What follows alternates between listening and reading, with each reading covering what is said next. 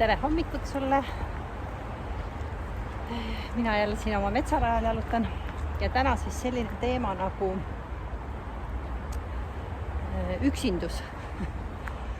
Kuna see on teema, millega jälle samamoodi väga paljud inimesed tulevad ja pöörduvad ja siis nad ei saa aru, millest see siis nagu tuleb ja kuidas see ikkagi nii on, et väga paljud inimesed tunnevad ennast üksikuna. Mitte üksikuna, vaid üksinda ennast siin maailmas, kus on nii palju inimesi.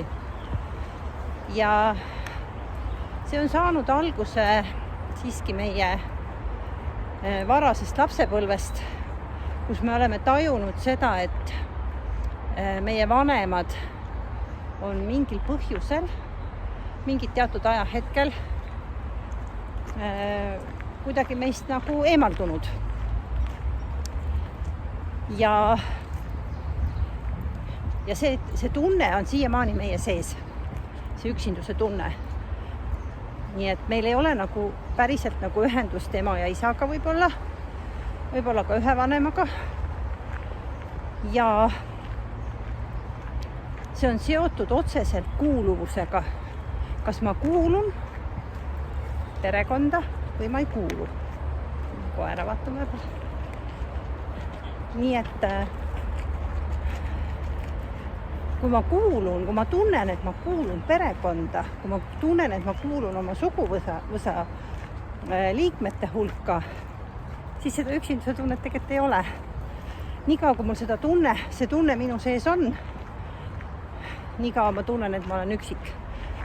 Aga see ei tähenda üldse seda, et see on tõsi, vaid ma olen mingil ajahetkel teinud selle tõlgenduse maailma suhtes. Ma olen tõlgendanud seda maailma või mingit situatsiooni, et ma olen olnud ära lükatud. Nii et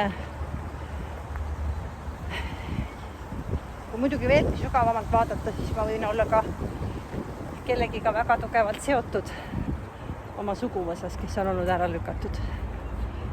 Nii et siin võib olla nagu mitu tasandit selle üksinduse tundega.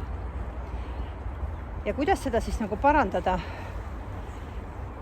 Kõigepealt uurida ikkagi oma süsteemi, nii nagu ma ikka ütlen, uuri oma süsteemi. Ja miks on see tunne sinu sees? Ja eelkõige, kuidas ma tunnen ennast oma vanematega? Kuidas ma tunnen ennast oma emaga, isaga?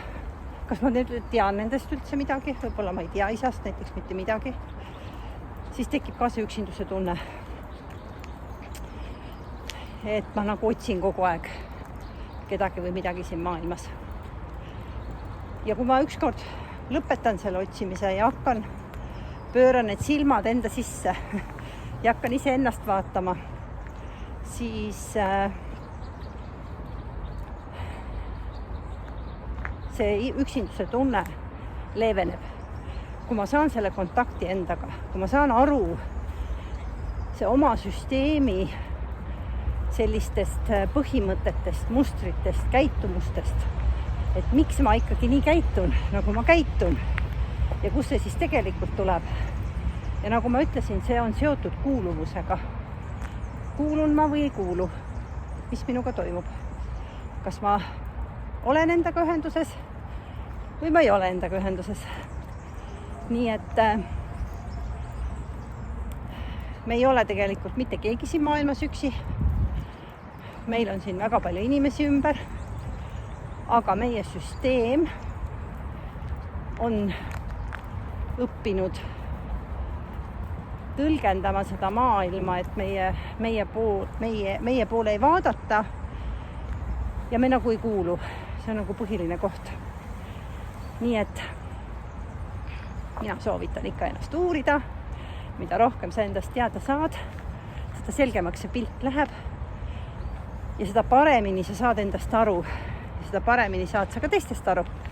Nii et mõnusat enda uurimist.